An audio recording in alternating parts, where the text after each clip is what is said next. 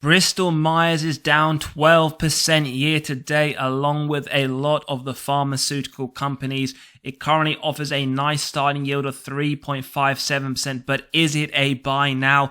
We're going to find the answer in today's episode. We're going to take a look at the historical performances of the company. We're going to take a look at that income, see how the revenue has progressed over the last 5 years, their bottom line. We're going to take a look at the balance sheet, look at their cash versus their total debt. We're going to take a look at that dividend safety score. Can they continue to pay off their interest, pay off their dividends? And as always, we're going to end the episode with the stock valuation model. Look at that intrinsic value and find out what our acceptable buy price is with our margin of safety. So Bristol Myers is down at 12% year to date and is trading right at that 52-week low. Now, it does offer a nice starting yield, and for those shareholders who have owned the company for the last 10 years, on share price appreciation alone, you would be up around 45%. Now, not the greatest. It does also depend at what point you would have bought over the last 10 years, but we're focused on today is it a buy now? Is it undervalued, and can we take advantage of that? Now, December 2018, they reported revenues of 22.6 billion. 5 years later, they have more than doubled that at 46.2 billion. So there's been nice growth. Typically, we look for 3 to 7% year on year. We can see that some years the growth was larger than others, but I think a minimum of 5 years, preferably 10 years of data, gives us a good overview of the business. Now we want to see if that has transcended down to the bottom line, the net income. So we can see in 2018, they reported net income of 4.9 billion, with their 2022 reporting 6.3 billion. So whilst it has increased over the last 5 years, we can see there was some years where there was a net loss of 9 billion. So we do need to take that into account when we take a look at our metrics. But over the long period, it has been increasing, which is positive to see. Now what we're going to take a look at is see how their cash compares to their total debt balance. Now, what we can see here is their total cash and short-term investments in December 2018 was around 8.8 billion, and we can see in their latest quarterly report it is slightly higher at 9.3 billion. There were some years where it did in fact increase higher, and then it did drop from 21 to 22, but still over the last 5 years, it has increased the balance.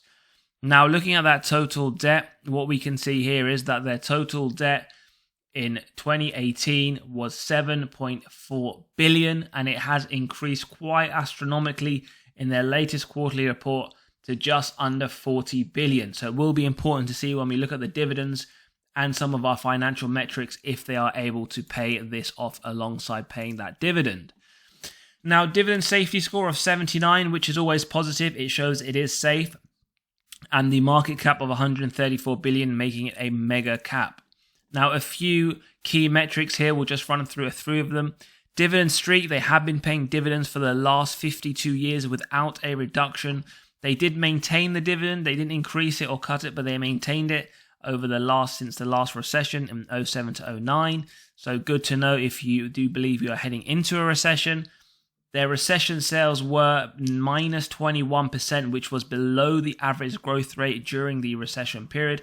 However, their return of negative 32%, although it was negative, did beat the S&P 500's negative 55% return from the recession period.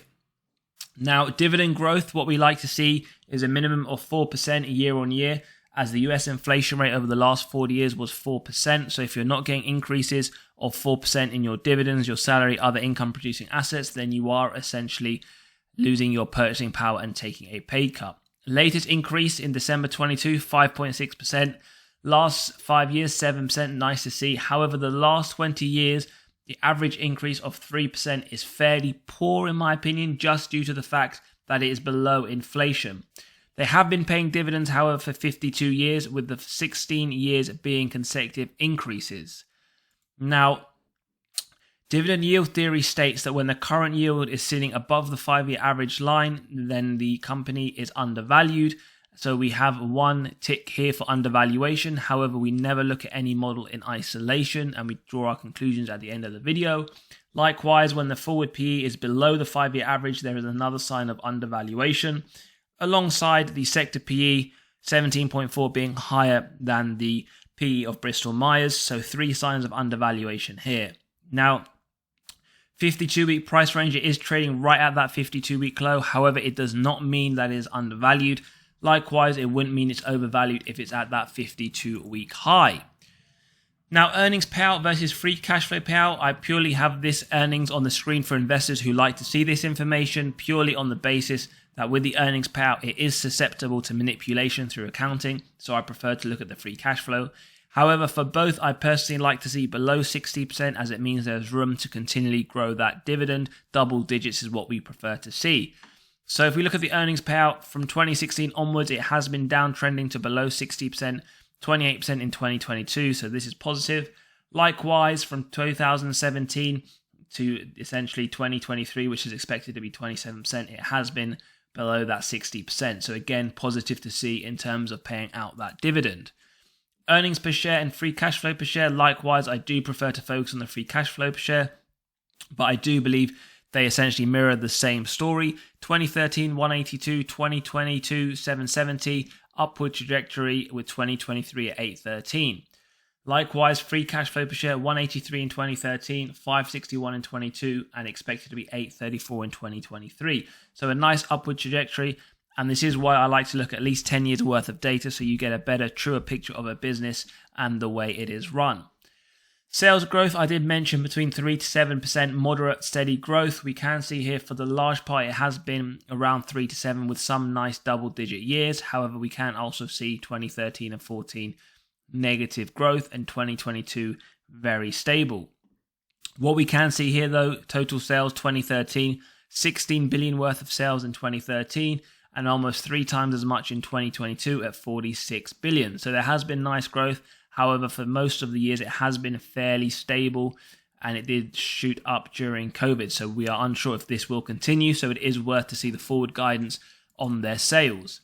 Shares outstanding. Typically, we like to see when companies are buying back shares, returning excess cash to our shareholders. Relatively flat from 2013, 2019. They did the opposite and diluted shareholders from 2019 to 2020. So do be aware of that. If they've done it once, they could do it again. So this is not great for shareholders.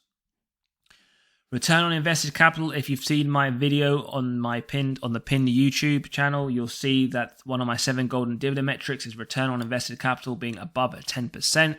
That's because 10% I prefer to see due to the fact that it gives me faith in management and their ability to effectively allocate their capital. There has been a few years where it's been below 10%, but across the board, above 10% for me is personally positive, and I like to see.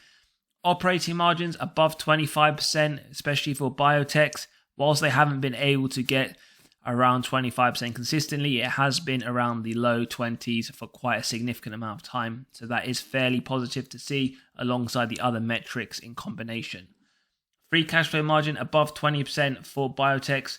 2019 onwards, it has been above that. There were a few years where it wasn't, so something to keep in mind for the future, but overall, not a big worry for me moving forwards. Now, net debt to earnings before interest, tax, depreciation, amortization was something I did want to take a closer look at due to the high increase in their debt over the last 5 years. We can see 2019, it was above that 1.5 preference for biotechs, but it has started to climb down, and 2023 is expected to be slightly lower than 2022 at 1.47, meaning it would take the company 1.47 years to pay off their debt net of cash on hand. So that is fairly positive to see and something to keep an eye on to ensure it stays below that preference line. This is just more purely for illustration, just to see the net debt to capital. We can see in 2022, 50% of the company's financing was from debt as opposed to equity. Now, if you're enjoying the content, do smash that like button, do hit the subscribe button to have more continued content arrive on your doorstep. And if you want to grab a copy of this valuation model so you can use your own companies in the portfolio of your stocks, do grab a copy in the description and do join us in the Patreon link in the description too. So we're going to jump straight into our stock valuation model and we're going to start off with Graham's valuation. We input the earnings per share, we input the growth rate expected as per analyst estimates, and with the current yield on AAA corporate bonds, it gives an intrinsic value of $73.39, showing nice upside to the current share price and just below that 52-week high. Now, the multiples valuation model, we have companies in a similar industry and sector and size. We have Merck & Co., AbbVie, Amgen, Johnson & Johnson. Once we input the stock price and earnings per share, it gives us the PE multiple, of which we get the average PE multiplied by the earnings per share, and therefore we have the stock price per the multiples valuation model at $89. Again, showing nice upside to that current share price and just above that 52-week high. Now, the dividend discount model, we input our yearly dividends across the years. We can see very inconsistent levels of growth, but overall we can see 7.4%, which is nice to see above the US inflation rate over the last 40 years. We've gone for a bit more of a conservative look, especially if we are heading into a recession, as they did maintain the dividend in the previous recession at 5%. Again, some nice upside to the current share price at $79.80. We now come to the discounted cash flow model, the final model. Once we input our free cash flows, the growth year on year, we can see the average growth rate sitting at 27.49%. We've gone for a slightly lower rate than analyst estimates, as they don't believe there to be too much growth for this company. Once we use our discount rate, we get the present value of these future free cash flows with the terminal value. Once we add this together with the cash and cash equivalents, subtract the total debt, we arrive at our equity value. Once we divide that by the shares outstanding, we have the DCF price of $82.25, sitting right up there at that 52-week high. As always, do smash that like button if you're enjoying the content, and do hit that subscribe to be continuing receiving this gorgeous content. Now, the intrinsic value is essentially the average of these four models that we have just gone through, fairly consistent across the prices. Gives an intrinsic value of $81.12.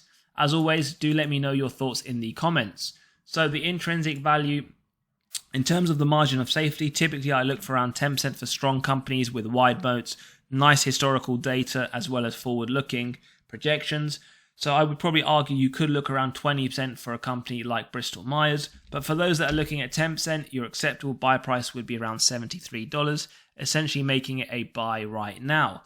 Now, for those like me who are looking for at least 20% margin of safety for this biotech company, your acceptable buy price would be essentially around the current share price, $64.90, with the current price being just below $64, showing signs of at least 20% undervaluation.